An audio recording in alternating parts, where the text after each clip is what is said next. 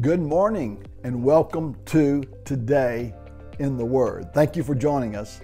Hi, I'm Glenn Schaefer, and today we're going to address the subject, is there any wrath of God in the earth today? It's a very important question for many of you that are watching. If you're benefiting from these videos, take a moment and subscribe, share, and make a comment as we get right into Romans chapter 1, verse 18, 19, and 20. Paul has just finished in verses 16 and 17 declaring the righteousness of God. And he says it's the gospel that reveals how man is made right, righteous with God. But now he comes back on the other side and talks about mankind. And I want to read these verses and you follow along there with me. I'm reading from the New King James Version.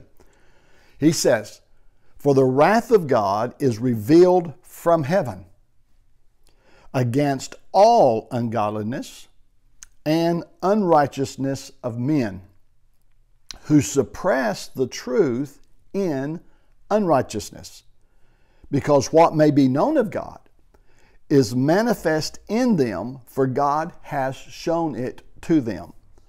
For since the creation of the world, His invisible attributes are clearly seen, being understood by the things that are made, even His eternal power and Godhead, so that they are without excuse."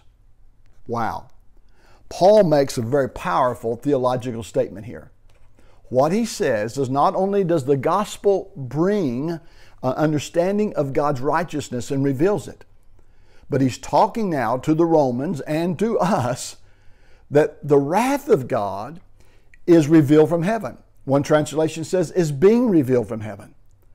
Now there are those who believe that because Jesus came and died on the cross, that God no longer brings judgment today.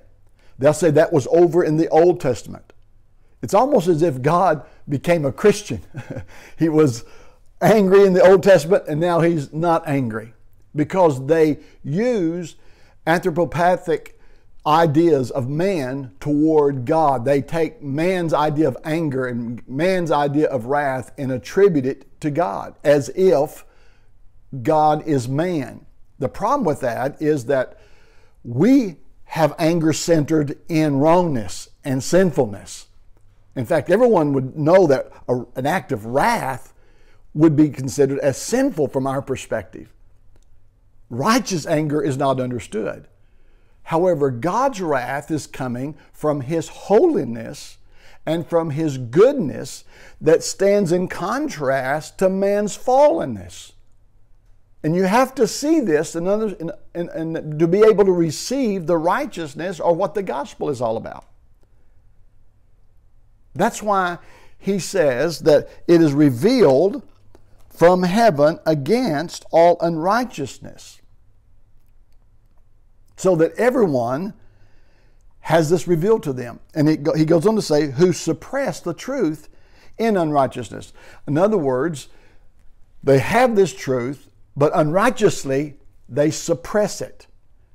Now the fact that Jesus came and died on the cross and took the anger and the wrath of God at the cross is true for us of who believe. Those of us who believe, our judgment is as the righteousness that God judges us as righteous, and the wrath of God and the anger of God is turned from us because of Jesus. That's the gospel. But for those who do not believe, it remains on them. In fact, Jesus made that comment himself over in John 3:36. He said, "He that believes in the Son has everlasting life. And he who does not believe the Son shall not see life, but the wrath of God abides," or remains on him. So here in the day of the gospel, Paul is talking about the gospel, but he's making it clear that the wrath of God is revealed.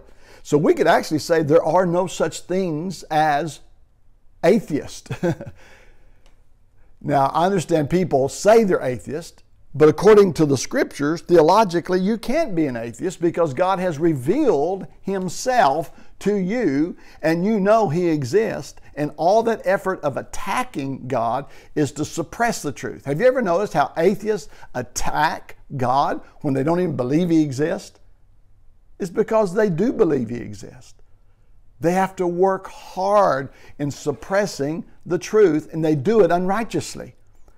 And that's what Paul is telling us here, because it is known to them, because God has manifested to them. He's made it known, for God has shown it to them. In them, in their conscience, they know there is a God. For since the creation of the world, His invisible attributes are clearly seen, being understood by the things that are made, even His eternal power and Godhead, so that they are without excuse. God has and does reveal Himself. Now, it takes the gospel to reveal righteousness, and Christ came to reveal that to us so that we can be made right. But the fact that God exists is in the heart and mind of everyone who lives. Wow. How do they deal with it? Well, we'll talk about that next time.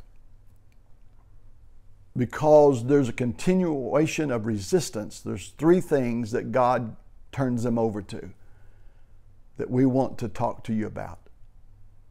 Today, I want you to know that those who do not believe on the Son remain under the wrath of God.